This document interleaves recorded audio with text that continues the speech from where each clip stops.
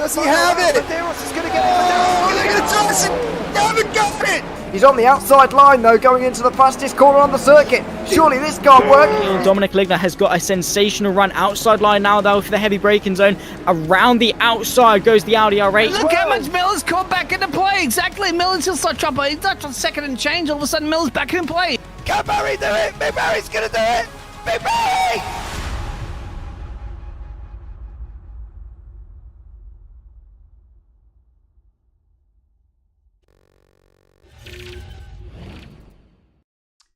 Good morning, good afternoon, and good evening, and welcome once again to Barber Motorsport Park for the second of the two outings of the Radical Sim races, of course, here at Barber Motorsport Park. The Americas this time around in the SR8 as usual.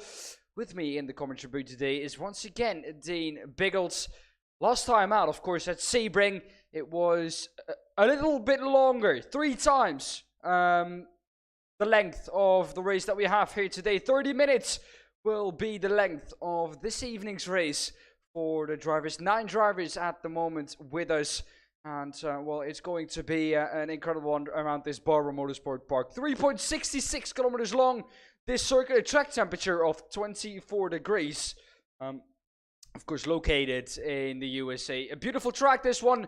Elevation changes. It doesn't allow for a lot of mistakes, so it's, well, a track for the drivers, but the drivers are going to make the difference this evening. We, of course, in the Europe saw a tremendous race with a lot of action. Also, Iwan Bremer, who went hard into the wall coming out of turn 2. So, well, drivers will be looking to avoid that here this evening. Let's bring Biggles into the boot. Biggles, good evening. Good evening, Mr. Dan. A squid track that you like to call it, right? Of course, that's a little bit of a joke that goes on JPBroadcasting network at the moment. Don't get too much into that specific joke there. CJ out there in the chat, he's with us. Welcome again. CJ, our friendly pit lane reporter with all the knowledge that's going on here for the Radical World Series Americas. Of course, you had that little bit of a dress rehearsal earlier with the European one. Dan, you can explain that further and further as we go into this one. But also, I'd like to wish everybody a happy Easter, regardless of what your religion is around the world. Generally, most people have holidays in Australia and other parts of the world. Anyway, it's Easter. And it's race day as well, too. Here you go. So we'll see it's pan out. That's probably the reason why we are a little bit lower on the grid here this evening as well, too, Dan, because once again, it is an Easter holiday weekend. People have other issues to do, but it's good to see the second round of Radical racing here this weekend. Well, I think, if I'm correct, a little bit earlier on, I saw a wild Diego Zuccarelli say that his Easter lunch has turned into an Easter dinner. So he was going to be, well, it was going to be tight for him if he was going to make it. And at the moment, Biggles, I see no Zuccarelli out on track. So that might be an interesting one. Looking at the championships real quick, coming into this third round of the season, it's Lucas Vieira who's leading the way ahead of Arturos Condelis, who had a good race in the Europe. Stephen Place in P3. Diego Zuccarelli, you can see him up in the top 4 of the standings. The weird thing is, well, the thing is for Diego Zuccarelli, the top 4 of the championship, it's only those 4 drivers who finished in the top 4 so far this season. So consistency, well, can get you a long way. And if Diego Zuccarelli is not going to make it this evening because of his, of course, well, Easter dinner that he had now instead of lunch, that's going to be a big loss of points in the championship for him. Joel Jacklin in P5, Manuel Solorzano P6, Scott Callaghan in 7th, 8th, Eric Horman. All very, very close to at the top, of course, early doors in the season. Eric Horman, P8, Diego Schneider, P9, Charles Crossage in P10, Jason Duckworth in P11, as we can see Barry in the background waving the flag frantically. Nathan Brumby in P13, P14, excuse me, for Kansas Gentry, and Rich Price in P15. Looking at the team championships then real quick. This is still the Drivers' Championship, excuse me. Here we go, the Team Championship. It is Bardovito Motorsports in P1, Team Redline Can-Am, and in P2, in P3, Event Matrix, in P4, Elite West Racing, and in P5, Race Pace. Still on 0 points this evening. Well, Biggles, so far it's been a, how do we say it? It's been a season with up and downs for drivers, except the top 4 really, and even they have had better days as you see the drivers now out on track going out for their first qualifying laps. It has been, just as CJ mentioned that there in the chat too, very, very close top 4, of course, the midfield points battle and then another one end of the standings. It's a crucial time at the moment when, you have the luxury of being able to race on a holiday, essentially, and take time away. Maybe, you get too much not Christmas pudding, but too much pudding, too much food in your belly there, and you're like, oh, I feel like a bloated race driver right now. We had a gourmet. Yeah. You've That's just the added worst. like an extra 20 pounds to your car weight at the moment. You're just like, I can't. No, there's no way I'm going to throw this thing around. Like, we were talking about that a little bit while ago, weren't we, Dan? About just in a go-kart, racing around a go-kart track at your local go-kart track against 13-year-old kids that weigh a lot less. Yeah. Same kind of thing that drivers feel. So but going back to that one, as we're seeing at the John Player special, that reminds me of the old school days of Formula One as well too. That Ayrton Senna himself used to race around, and well. Yes. Yeah, going back to that, of course, you got to seize these opportunities, don't you? When your title contenders there are not here today, you've got to seize the opportunity to make those points up there as much as you can. As Lucas going fastest through the first sector, and I think he will be the Brazilian mastermind to beat here. But Johnny may have be matching this one. Well, the thing is, Biggles, you're saying with the main championship protagonists not here. I mean, or the real championship contenders. I mean, Lucas Vieira was up there in the top 4. And he is here this evening. So, from everyone, basically, he's going to come out the best out of Barber Motorsport Park. Anyways, 9 drivers, so everyone on the grid will score points if you finish the race. I don't know how it is in terms of classifying if you have to run a certain percent of the race, but doesn't matter really for the drivers. They will just be wanting to finish this race. Lucas Vieira is going to come across the line to set a lap time. It's going to be Johnny Hamby who's going to set the first lap time. What's the lap time to be there? 1:17 for him at the moment. You can see it on the top left, but Lucas Vieira goes to a 1:17.20, and that is about 6/10 quicker. Now in the Europe one, we had Frank. And he was dominating the German. The German was dominating everyone in the field. And by the end of the race, he was leading by about 8 seconds. Pole position is going to be important here, Biggles. A difficult track to overtake on, really. And it's not going to be easy for the drivers today. I'm definitely not there, Dan. I mean, like most tracks at the end of the day, you want to be on the front row. That's just a gimme. I mean, that's not a rocket science out there, so you don't have to go Google that one or study a thesis there and for 4 years of university to figure out that's the positions you want to be in. But Dan, you're going to be able to tell us obviously about that European one as Lucas is going even quicker again. Now, Lucas, as the Brazilian driver, going back to that JPS John Player special there at livery, I would have thought that would be the livery for you, my friend. Lucas, that livery right there would have been the livery for you, because that's the one that Ayrton Senna did when he drove the Lotus back in the day. Yeah, you got a little bit of working on this one to go, but then again, Lucas is like, it doesn't matter what color the car I'm in, I'm still fast. Well, Lucas Vieira has just gone up into pole position once again on the 1:16.5. And, well, the thing for me is, Biggles, is that we've said it basically from the start on. This car gets quicker the more laps you run in it. So towards lap number 4, the car is really the quickest. So you kind of have to build it up. And I think that's what Lucas Vieira is doing very well at the moment. 3.5 tenths ahead of the rest of the field. Behind that, it's pretty close. Board, mate. We're obviously going to go only about a second of change to go. Here we go. So there's the center helmet. We can do that on the last lap. First sector, second sector faster. You said go even quicker. You're burning through the fuel load. Now, he's been replaced there by a Tourist. The Tourist is still on the third sector way. So you know at the moment that Lucas in his helmet he's not happy. He's happy that he's fast, but he's unhappy that he's denied that third sector. You know, as a race driver, you want to tick all those purple sectors on your resume. He's still going to be quicker, I think, than Arturus. But Go on board. Yeah, let's have a listen, James. Once again, Dan. Sorry. Down to turn 1, we switch down to 4th gear. Turn 2, a very tricky long right-hander. The left front tire is going to be battered through that corner. 2nd gear, up to 3rd gear, 4, rise up to the little straight you have between, 4 and 5, into 5 now. Braking around the 2 marker, down into 2nd gear. A very tricky corner, a lot of off-camber corners here. It's a reoccurring theme here at this track, and that is what it makes it so difficult to overtake. We're purple in section 1 once again. Then now the little corkscrew, I call it. This is turn 7 A and B. The right-hander down to 2nd gear once again. Not too early on power because you will light those rear tires up there coming out of that corner. Then this is easy flat in these cars. Shift up to 5th gear. And then now you have a little bit of time to rest your mind. Not too long though, because you're going to have to brake again up on the rise through turn 11, turn 12 and turn 13 coming up here into turn 14. Once again, a long-lasting right-hander, turn 13, 14 and 15 here. And your last corner is turn 16, the left-hander back onto the straight. We switch up through the gears. We're purple in sector 1 and 3 again, across the line for Lucas Vieira. And that's going to put him up, I suspect, at the pole. Yes.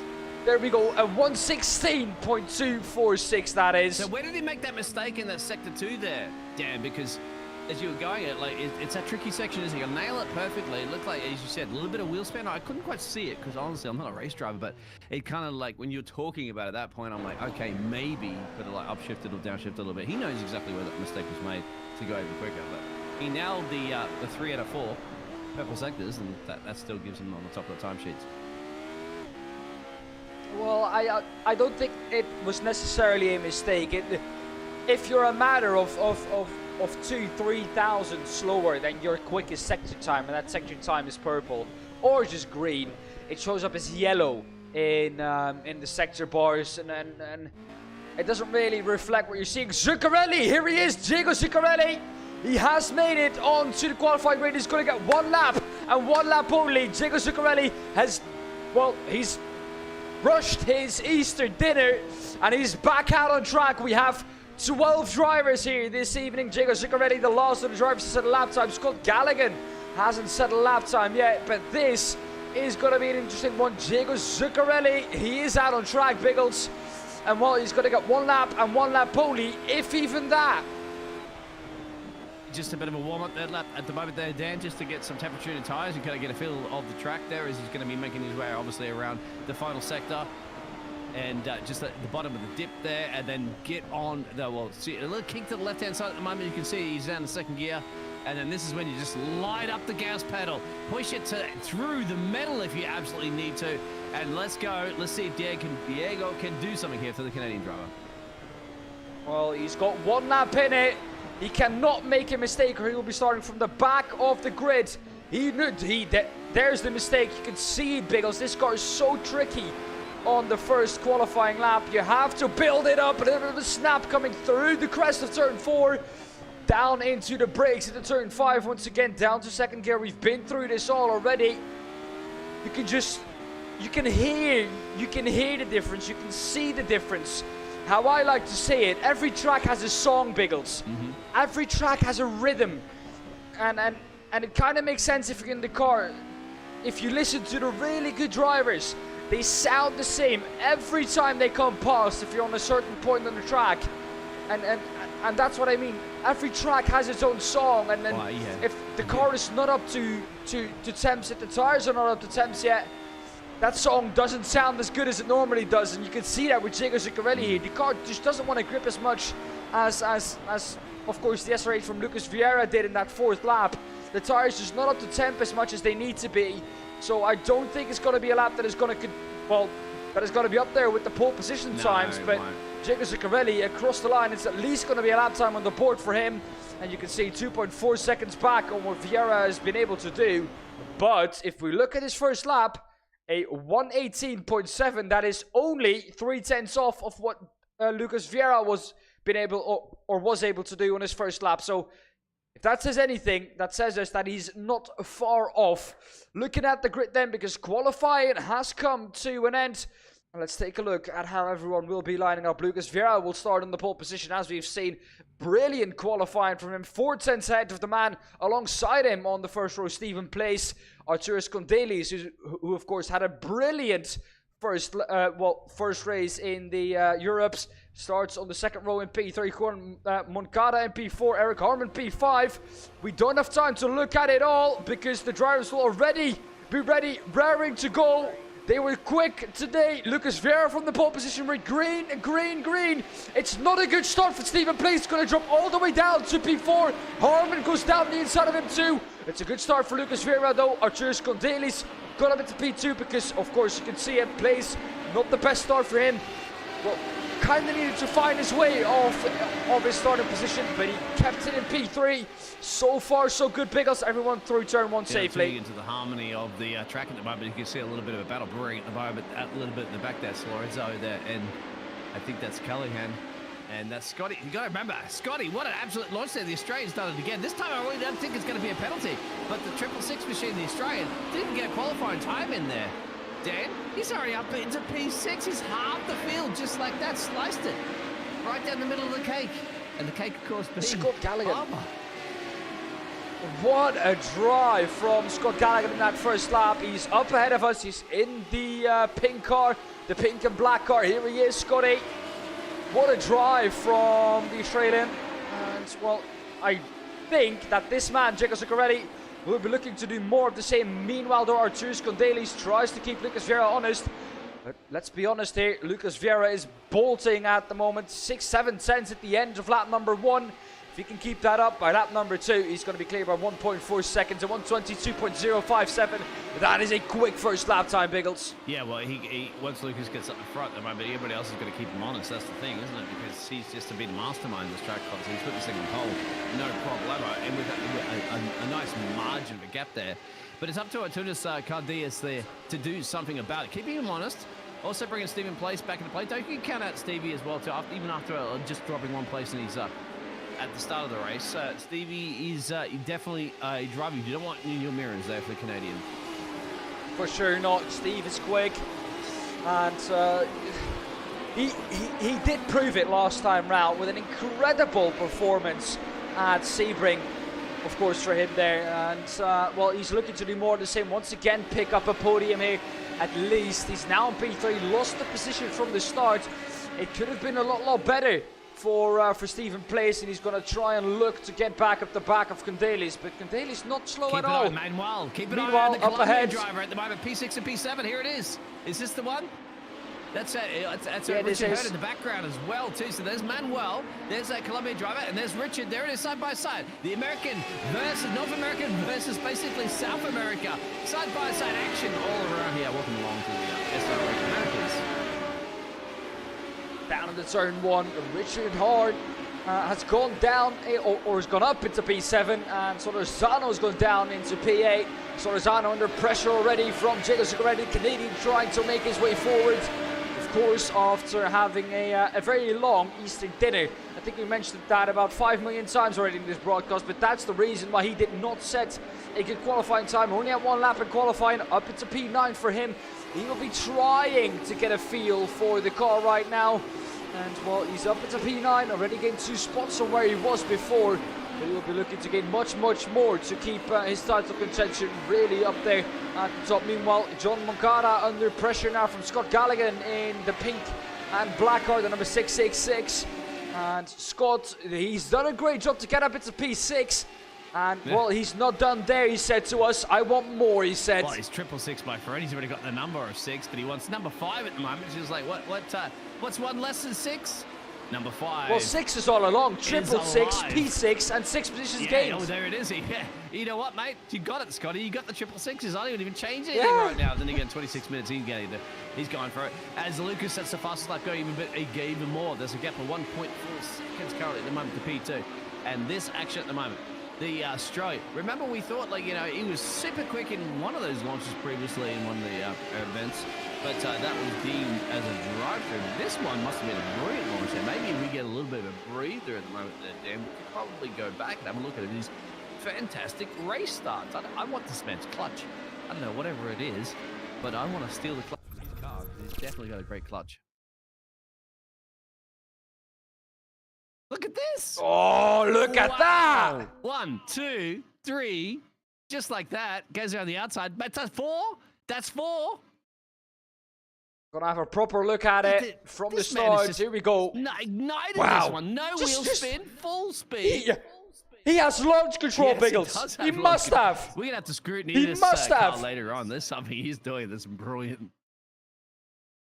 The stewards need to check this because this man has got launch control in his SR8. This is unbelievable. That start from Scott Galligan. Yeah. I think everyone would want that start, but of course it's difficult. Said, even under the pressure here, he's still got to get the exit speed. But somebody clip that and send that to the iRacing Top 10 highlights. Because you don't see launches like that very often. So don't forget to do that one. Go to iRacing, submit the Top 10 highlights, and say, Scotty, mate, this is how you drive. He's ready. Anyway, back into the action, of course. Lucas don't need to worry too much about that. He probably just got that on the team radio, but he's like, whatever, you know, he can charge his way through the field, but I'm still lapping quicker than everybody else in the field because I've got 116 on the dials. You have to watch out because this man just made a pass for P2, and here we're going to see it. Oh, he was off. Arturis Cordelis was off. Yes, exactly. That is our European driver, and that is, I think we determine where he's from. And the number 10 car, you don't make a mistake like that because Stevie will seize that one up the opportunity. What happened there, Dan? Go too deep? Just couldn't brake in time? I think he just lost the rear turning in for turn 2. And, well, that has given Arturis Cordelis a bad drive out of the corner. No, that was the last corner even. Excuse me, that was the last corner. I thought that was turn 2. Pretty similar corners, the two. Both very long right-handers. Here is turn 2, and he almost did the same there. A little bit of a twitch on the exit too, but wow. Did well to honestly keep that pointing in the right direction. Almost went into the pit lane for it. Scotty's about to make a move as well too, so Scotty's been put that pressure on there. That's a battle word to get here. So he's got to do something at the moment because he's got Richard Hearn behind him, pouncing. So let's see if he can do something about it. CJ at that, well, he did some sort of pit lane reporting from you out there. You've been a little bit quiet. CJ's our race analyst, of course, and he's out there in the YouTube world. And we love to have you as well as anybody else is out there. Look at this battle. But there it is. And you can see it right now on board, Richard and P7. The two cars up the road. Well, there it is. That's one, Mocanero and front row Scotty. seats. Scotty's made a mistake. He's gone too deep in this contact. Oh, there's contact between the two. Scotty is off, Richard is off, and I'd have to wait for the whole field to get past. But that was inevitable. You saw the line that Hearn had to take into that corner. Got airborne with his front tires once he went into the second part of that corner, Biggles. Yeah. And there was no stopping it from there. And well, that is Scotty all the way down the order. All that hard work that he did at the start all came undone just there. Yeah, but no fault of his own, of course, no doubt about that one. As you just said, you clearly explained that one. Yeah, the driver behind just could not, Richard could not stop that car in time. Got airborne. It's a my bad scenario. You know, these are great race drivers. They're all very well with that. Yeah, it's a my bad. And it's also double fault, you'd have to say, because Scotty also made a mistake going into that. And that also caught Richard off on his speed entering the corner. So now look, Biggles. Now look at that. I mean, if you look up ahead and you look at Scotty, he could have left Hearn room here on the inside. He left him no room there. True. And maybe a survivor's mind would have thought about leaving him some room there. Scotty did not. He was, let's be honest, Richard was not entitled to any room there. It was a second and a half. But maybe if Scott would have seen him coming in his rearview mirror, he could have maybe thought about a little bit of space just for him to get back on track there. But yeah, you're right. I don't know. We'll leave it up to the no fault of his own, really. Yeah, we just obviously we're up here just analysing how we see it. But then again, you know, Stewart's will look at things in multiple different angles, multiple different gears and shifts and stuff. So that is what it is. Yeah, I'd say at that point, both drivers made little mistakes. Who made more mistakes or not? Who knows? Or we can give you the action, of course. And there's actually a brewing at the moment there between Stephen Place as well, too. So do you think Arturis is going to try to make that place back up there, Dan? Because after making a slight little mistake, and as you saw, I think that was going too deep into the final He's turn. Hungry. He wants more. Well, he wants that second place from Stephen Place. Sorry, Steve, I do it all the time. But we're going to do it again and again and again. 20 minutes to go, Dan. Now, I'm not going to say anything because in the Europes, I said that Ewan Bremer. Meanwhile, Arturius Cordelis, we'll get to that in a bit. Arturius Cordelis trying to make the move on the outside of Stephen Place. Stephen Place under pressure. He's 6 seconds the gap already to Lucas Vieira up front. But what I was going to say is that I said Ewan Bremer. Oh, yeah. He was having such good pace, was under pressure, but the driver behind him just couldn't catch up. Little did I know that a lap later, Ewan Bremer would smash it into the wall, and my commentator curse claimed another victim. So yeah, I'm not going to say anything. The only thing I can say is that Stephen Place and Artur Contreras both have been doing everything to catch up Lucas Vieira. But for both of them, really, Biggles, it seems to be almost impossible at the moment. That's not going to happen today. I think Lucas is just absolutely dominating this track. This is going to be more about who wants that second step on the podium, who wants the third step on the podium. And Scotty Callahan has come back there and managed to get another place back, but he's still ninth. But believe it or not, the man started last place. He's still gained 3 positions even after that incident that CJ mentioned out there at the moment. 3-way battle for 8th, absolutely. And of course the battle for 2nd place at the moment with Stephen Place and Arturius, as you can see on your pictures. Action everywhere. Still have 19 minutes to go, and unless Lucas has some sort of internet issue, or I'm not even going to curse you, Lucas. That's up to Dan. He does those commentating curses. But as long as Lucas just brings his car home, and considering the lap times he's doing, no problem. He's got this race in the bag.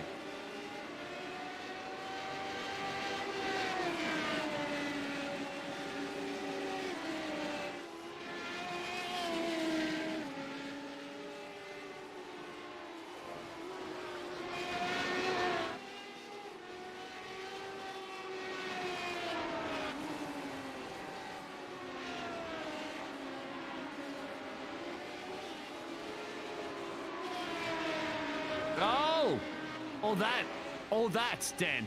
Just as you said it, you cursed somebody, you cursed it again, Dan. Just like that, making a mistake.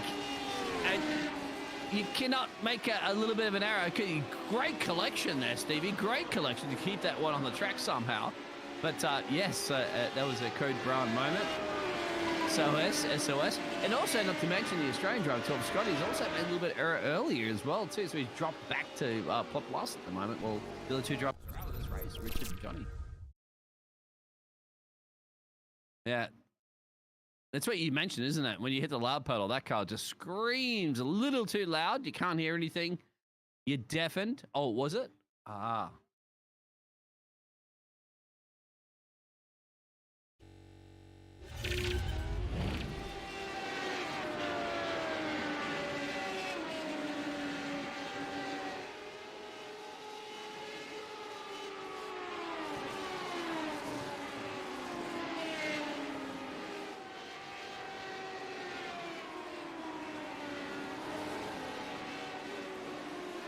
Well, I'd force into a mistake there, Dan. Like, just watch this battle at the moment there with Jason and Joel.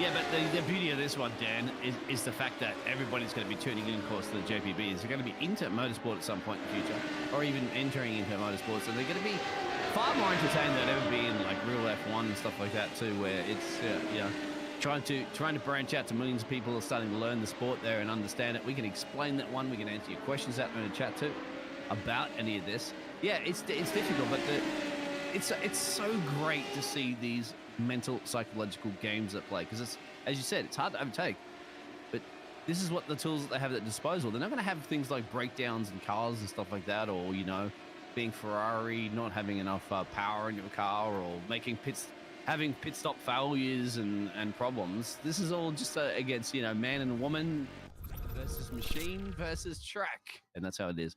Scotty, you got to replay what happened to Scotty here earlier or not? I'm not sure. Scotty live pitches at the moment, running in P10. There it is. That's the mistake that Scotty made. I think he's pushing too hard right now to try to make up for those positions that he lost.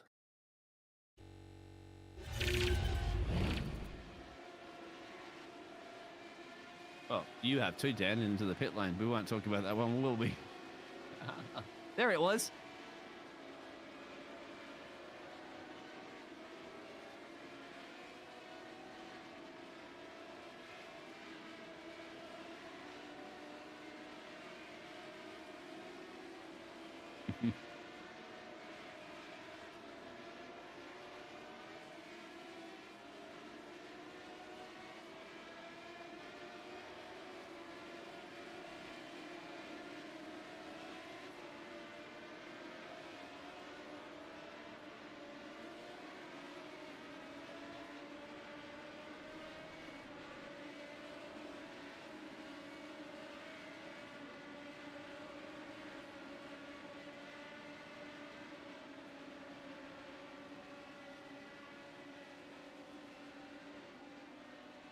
Yeah, we'll see at the moment if you can make that opportunity there, Dan, to try to tell you where to get the overtakers.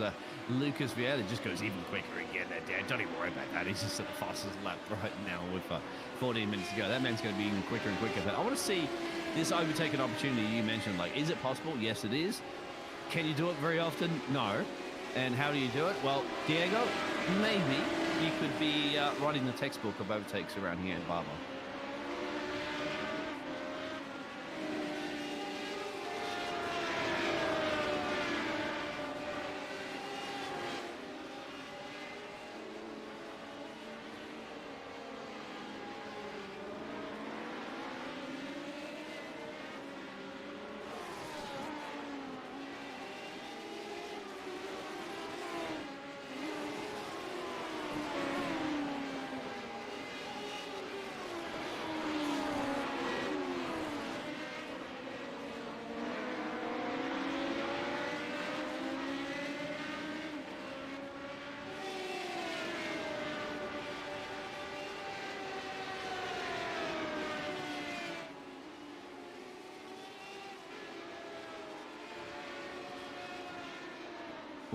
Yeah.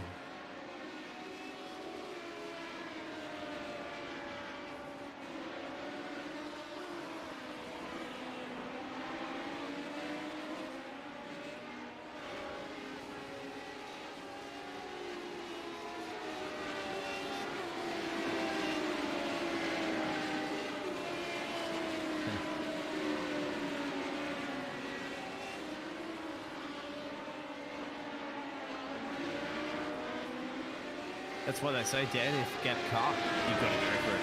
And well, yeah, to make it, if no gap, create one.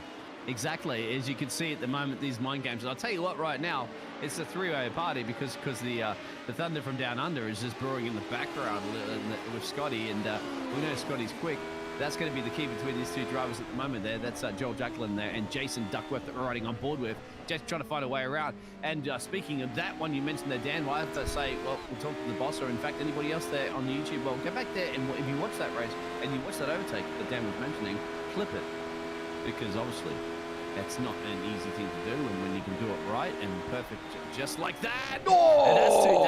Yeah, that throws you off to the dirty air completely. And more importantly, it's going to be very, very careful. Actually, no, it looked like Scotty made a similar mistake behind because he dropped off big time, 3.4 seconds. So maybe that chain reaction has occurred. Every action has an equal opposite reaction. That's called racing equal and opposite reaction. I can tell you what has happened. Your man from Australia has made another mistake. I think that was caused from that one before, Dan. That's what I'm saying. Like, he was close. No, I don't think so. That was down into the second to last corner. Look, they were nowhere near him. No, this is it's going to happen again. Before. He was close to the. There was nothing before. He was close to the back of him. Remember, he was about a second and change in that three-way party, just as I was talking about it. You go back to my Thunder from Down Under reference, he was right on the tailpipe of them, of Jason. But then Jason, as you on the live pictures, made a little bit of a mistake going into the corner. And do you know what I think that was, Biggles? Well, it was very that way. The way he slowed down almost looked like a slowdown for me. And I think that is what happened before. He had to take avoiding action, went off track, got a slowdown, but couldn't, well, you know, he couldn't serve it in time, so he had to come to a complete standstill into the last corner. And I think that's why we picked it up as a crash, because nothing happened. He just slowed down. Yeah, fair enough. That makes sense. So I think that's what happened. Meanwhile, though, this battle still going on for P8 and 9 at the front of the field. Though I talked about dominance for Frank earlier on in the Europes. 9.1 seconds for Lucas Vieira, and we're not even at the end of the race yet. He's on pace to double the lead that Frank had. At some point to a race, don't we? That would be fun to see those two top guns in town.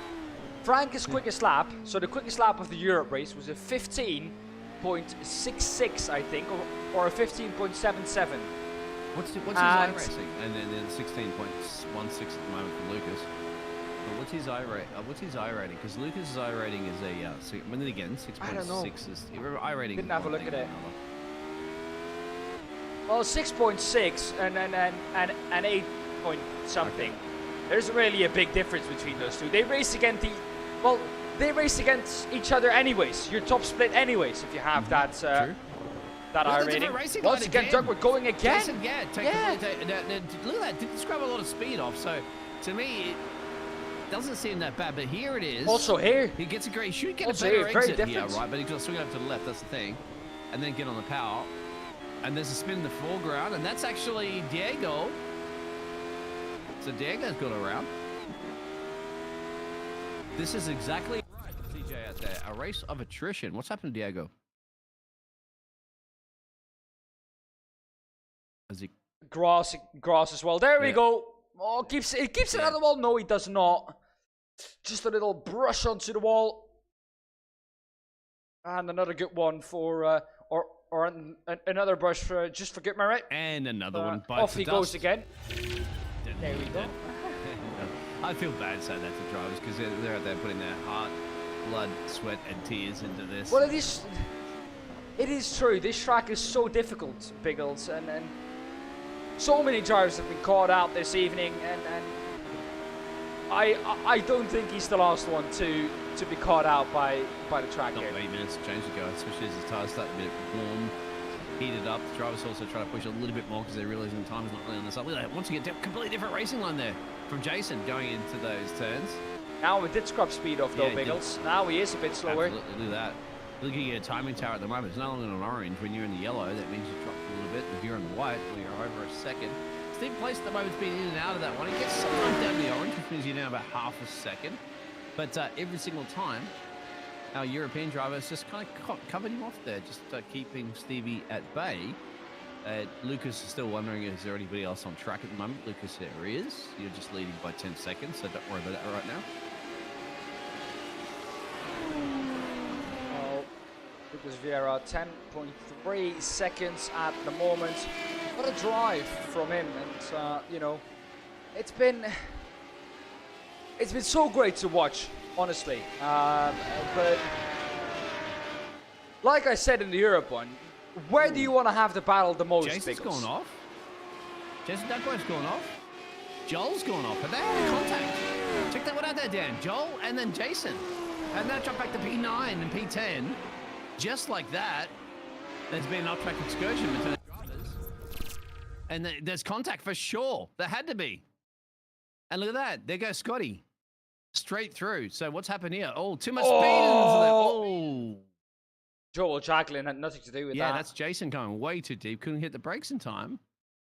What's happened there, Dan? I mean, that's just a lot of speed. I mean, I'm new to a lot of my. I can't race too well, but I know. And then again, you can probably lock up the brakes, can't you? And just slam it in the back there, even though you're trying to brake. What's happened? Am I right on board? Is it? Doesn't even look like there was even a brake pressure. Maybe a technical issue. What gear was he in? It could be. I think he was in fifth gear, and he was stuck in fifth gear. That's got to be a tech issue. There's no way you get slammed in the back of something like that. That one, unless it was a tech issue. Yeah, it must be. I have another look at it pedals from are the probably beginning. Jammed or something's going wrong like that, because you wouldn't do that. You wouldn't hit like that. Is like an open lobby in Formula One game. Yeah. If you do stuff like that, I guarantee. Yeah, these drivers are far too professional to deliberately do stuff like that. That's got to be a technical issue. I'm sure we're going to hear about that in the Discord chat, of course, which you can follow, no doubt. And even don't forget to like and subscribe, because James will give us some food casts in the future if we can get to 1,000 subscribers. Oh, the leader is almost off. Lucas Vieira at the moment. What's happened? Woo! Yes. Well, I guess, Dan, that's the reason why you have a 10-second gap, because you're going to fall into yourself. You know, because he set the fastest lap in the last lap. Now I think at the moment Lucas's team and his country in Brazil are going, okay, calm down, mate. Calm down. You're going a little bit too quick. You're pushing it a little bit too much. And don't throw away a potential easy race win. And I'm pretty sure. Well, that is telling us, Biggles, that he is pushing. He's leaving nothing on the table here. He is pushing last time around. 15.99. So he is getting close to that fastest lap from the Europe ones too. Now, we don't know if track state is the same. We don't know how the track is But still, to be able to almost match that time is still good to see, and that tells us that. That's you. I think it's because Lucas might be listening at the moment to Carsten. He wants to try to take that time away from the European division. I might be. Well, maybe we will definitely probably speak to Lucas, but I think honestly, it sounds like he just wants to take that one. He's like, okay, I'm not happy. I can't have these European divisions beat us and the Americas. And just like that, pushing it too hard. Thankfully, kept it out of the fence, and thankfully still comfortable in the lead. Let's go there, Dan. It has lost him about 2.8 seconds to the drivers behind him. A 16.2 last time round for Cadeli's, not slow at all. That's only 2/10 off of what of what Lucas Vieira has been able to do. So that's a very respectable time for Arthur Cadeli's there, and he's now starting to catch up too. Lucas Vieira, not as quick as he has been before, and someone challenging him, something that we haven't seen yet this evening, but something that is really good to see. 8.1 seconds, the gap's still quite big. 3 minutes and a bit to go. He's pushing. Look at this, right on board. He's pushing this thing like mad. The car is slipping and sliding everywhere. It's like Dan taking me to the airport in an Uber. I mean, it's like actually I'm riding shotgun with Dan right now. That's how much he's pushing this car. I'm like, Dan, you gotta get to the airport in 5 minutes, man. My flight's about to leave. And Dan's like, oh, I'll get you there in 4.5. And Dad, Lucas at the moment is trying to get here in less than 3 minutes and 11 seconds. To get this done, and right on board there, Dan. Now, race driver, how much is he pushing? Well, you can see we're on the helmet cam from Lucas Vieira. What a drive it has been so far for the Brazilian. He's done everything he needed to do, and it looks like nothing is able to stop him here this evening, apart from himself making a mistake. The off-camber corner of turn 5, a tricky one to navigate.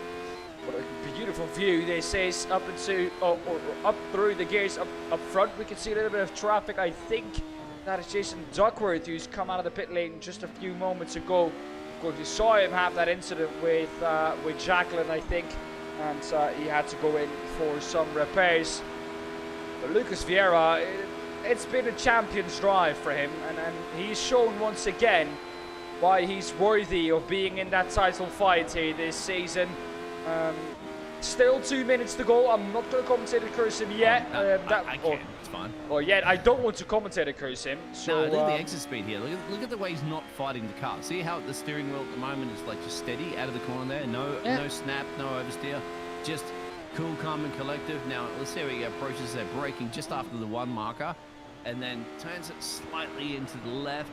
Gets on the power again. Tricky corners, of course, no doubt. There, highest speed. Turning to the right there is Big Dan, if we can go on board again, because that doesn't really give me a nice representation of where we're pointing. And then here into a sharp left, you see how the wiggle movement of the car at the rear doesn't really slide too much. Gets on the power, so comfortable. And look at that one on no purple sectors that I'm seeing. In fact, in Tourist they go in P2 at the moment, so a little bit of, look at the snap there. There was a snap, a tiny snap, but that's because you want to get your S's right, isn't it? And there's a spin up the road there. That is Jason. That's Duckworth. Yeah. Luckily, not a problem right now for Lucas. It's the only problem, isn't it? You're leading a race. Hold up! P2 and 3 coming through! Yes. Ooh, well, for a second I thought I was going to come back into the path of Arthur Candelis. But that did not happen. Luckily for Candelis, Jason Duckworth continues his way. And a little bit of a mistake from him. Let's take a look. That's what the American has done this time. Oh yeah, this tricky section again. On exit, he's just lit it up. He's lit it up. Is he overcorrected? Yeah, there it is. Yeah, too much power. That's what that is. Yeah, he lit it up. He lit those rears up. And the clever thing, look, he now stays for a second. He tried to get it around. He's off the racing line, thankfully. He moves completely off. He knows, okay, got a couple of cars coming around. Good job there, Jason, to get back on the power there and not spoil anybody else's party. There is Barney, of course, waving that flag, and that's what Barney does best. He's going to be waving it one more time there for this Brazilian mastermind that even though he's dominated this race, he's still human because he made a mistake there, Dan. But thankfully, it didn't cost him too much. Well, a brilliant drive so far from Lucas Vieira. Did everything he needed to do this evening came into this race knowing that his title contenders that were fighting for the title together with him in the top 4, but some of them would not be able to race. Zuccarelli just about made it to qualify and only had 1 lap to set, and he did that, so he was able to start from the back of the grid. But Lucas Vieira from the front has been dominant this evening and takes the victory at Barber Motorsports Park. An incredible drive from the Brazilian, and there it is once again. Lucas Vieira victorious in the SR8. A brilliant drive from the man rocking the #1 champion. And, well, a champion drive here this evening's Biggles. Arturas Condelis has come through in P2. Stephen Place in P3. Brilliant drive from those two drivers too. Not without any mistakes. We saw some mistakes even from the race leader. But so far it has been an incredible drive. Here's Barney waving that checkered flag. We're waiting on Joel Jacqueline to still come through. Look at Barney. He's there like he a is. racehorse at the moment going, yeah, crack it, Barney. Crack that flag and crack it there for Jacqueline crosses the line in P9. There we go. Barney has said that it is enough. Lucas Vieira, meanwhile, you could see him in the background doing donuts. And of course, he was entitled to do so. An incredible race here this evening, Biggles. And let's look at how in the end everything stacks up. Here we go. Lucas Vieira will win ahead of Arturas Condelis. 8.4 seconds the gap in the end. And once again, just like the Europe ones, that gap close to the 8-second mark. Stephen Place in P3, Eric Harmon P4, Juan Moncada in P5, Manuel Solorzano in P6, Diego Zuccarelli, the Canadian, from all the way at the back of the grid up into P7. Scott Galligan also making his way up into P8. What it could have been for the Australian if he didn't, of course, have those little incidents. It was not his evening, let's put it like that, for Scotty Galligan. Joel Jacqueline in P9, Jason Duckworth in P10, Richard Hearn in P11, and Johnny Hamby in P12. 24 laps down, starting this race, not completing 1 lap. Of course, he did start, but he didn't make it past lap #1. Well, Biggles, it's been an incredible evening of racing. Let's get some of our drivers into the booth. And let's start with a man who finished in P3. Stephen, welcome. Well, thank you. Stephen, an incredible drive from you out there. You didn't have the best of starts. What happened? Tried a foot clutch. It's hard to launch the SR8. SR10, I could foot clutch it really well, but I thought I could try foot clutch, and I choked. So I'll get it one day. Is that something you're going to change for next race? Maybe get a clutch on your steering wheel with the pedal, or with a flipper, or you're going to keep it the same? I'm probably gonna have to start doing double clutch.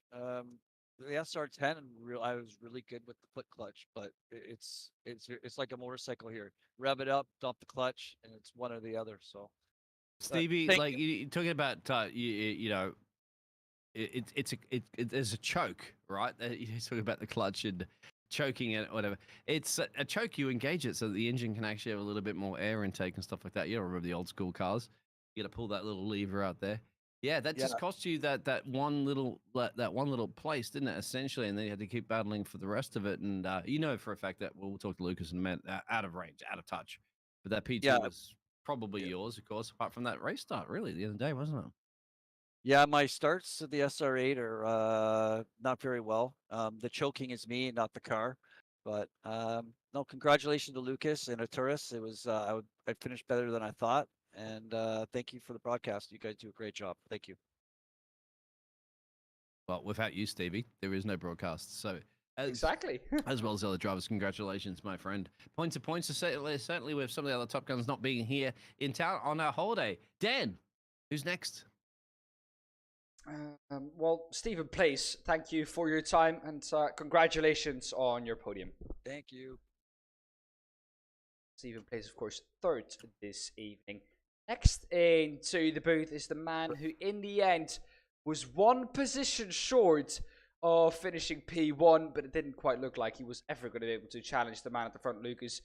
Arturus, welcome. Hello, guys. No, I was never gonna challenge him. He's way too fast. Yeah, not much else to say. I was trying my best to keep up with Lucas, but he's on another planet today. Was there any point in the race where you thought, I might have a chance here? Yeah, roughly first couple of turns, and then the illusions disappeared quite quickly.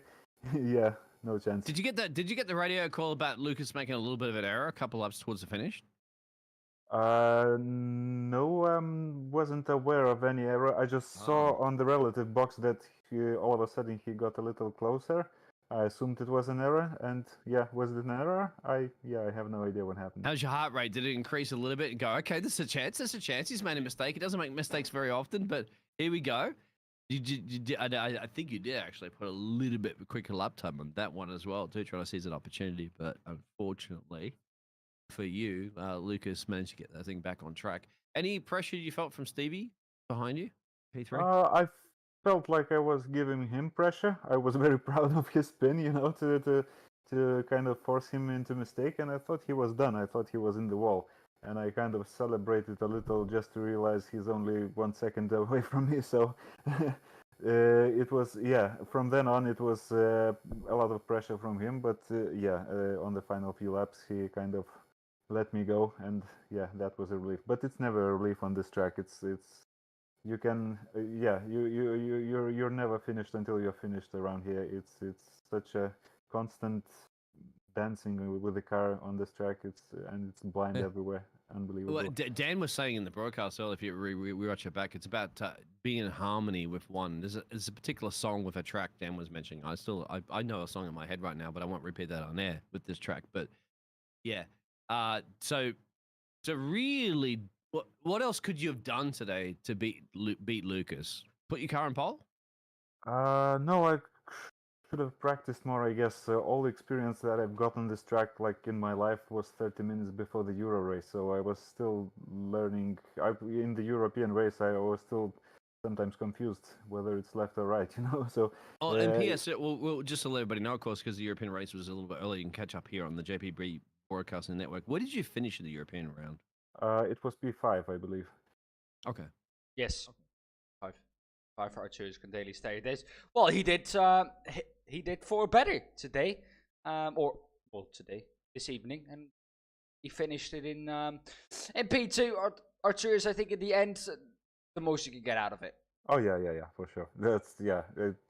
Today was all about beating Steven, and Lucas was somewhere else. Not for me today. Maybe next time.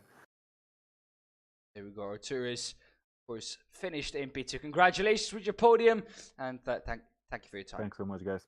Good night. Of course, that was Arturus finishing in P2. Let's now move on to the man. Well, he didn't get a lot of screen time, but I think for Lucas himself, he wouldn't care about that in any way. Lucas, welcome.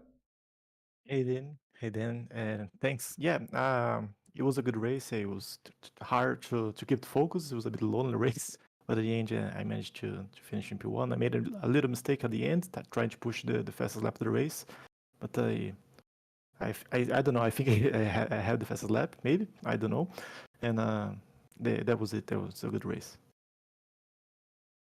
Well, you were under attack, and I think Arturus said it a bit earlier on.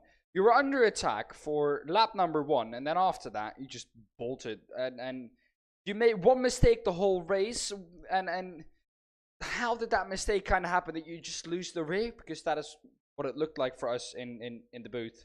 Yeah, the lap that I entered it too fast in the corner. I was a bit too greedy, trying to do the fastest lap of the race. I was doing consistently 16.0, 16.1, 16.0. I was trying to reach the 15s.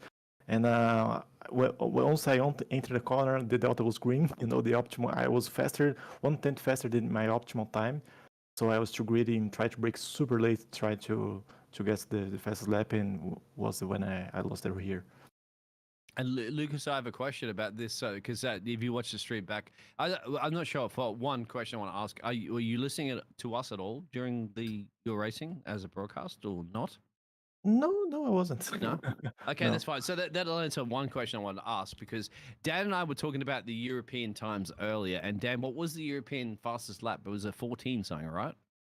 No, not a 14. I think Lucas, if he hears it's a 14, his career is over. No, a 15, a 15.7. Okay. Oh, 15.7. So lap, Lucas beat it today. Well, Lucas got a 15.9. Yes, Oh, yeah, sorry, so it wasn't far off at all. yeah. And that's what we're kind of wondering, because as soon as to me, it was like, as soon as Dan and I were talking about it in the casting box, you then pushed it to the absolute limit, and that's when you had that mistake. And we were kind of like, he must be listening to us for sure. That's because he wanted to steal, he wants to be the king around Barber Motorsport Park. He had the wrong radio channel on his team radio. For the SR8s, but yeah, definitely very good. And before I let you go back to Dan, my second question is, I'm not quite sure, but Johnny out there has stolen your livery. He is using the JPB, like not the JP, sorry, the John Player Special. It starts with that, but livery that Ayrton Senna used when he was driving the Lotus, my friend. And I was like, that is definitely symbolic for you. Ayrton Senna helmet in an old Lotus livery. So that's all I had to say. You need to be in that. Nothing wrong with your livery. I'm just saying, my friend. I just saw that. Yeah, I thought of Ayrton Senna immediately. I would be really happy, but since I always joined the Barber Motorsports team, I Arturo's made the livery. He has so much pain doing the livery, so in honor to him, I let the livery. No, thank you very much. And once again, Brazilian domination. I think I called this one at the start, didn't I, Dan? I said, like, I didn't think anybody's going to beat Lucas today. He just, like, basically stamped his name all over this track. So, GG's my friend, Dan. To you. Thank you, mate. Lucas, an incredible victory, and go and enjoy it.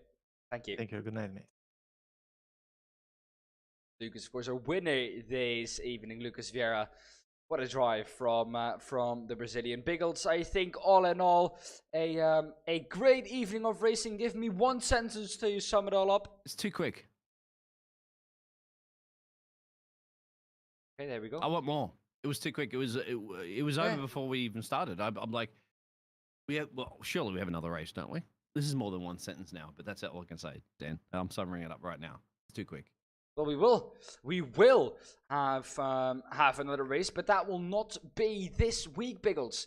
That will be next week when the SR8 prologue will be heading to I think, if I'm correct. They will be heading to Watkins Glen, so they will stay in America, but they will go to Watkins Glen, so they will go a few hours north, if I'm correct, from where we are now. And then, also a great track to look forward to, a very quick track too, but very different to this one. Anyways, I will see you then. Biggles, thank you for being in the commentary booth alongside me. Thank you everyone for watching. I hope you all enjoyed it. Thank you to everyone who made it possible to race here this evening. And of course, thank you to all the drivers for once again putting up such a great spectacle. Thank you everyone for watching. Hope you enjoyed it. See you next week at Watkins Glen. Until then, stay safe. We'll see you there. Bye-bye.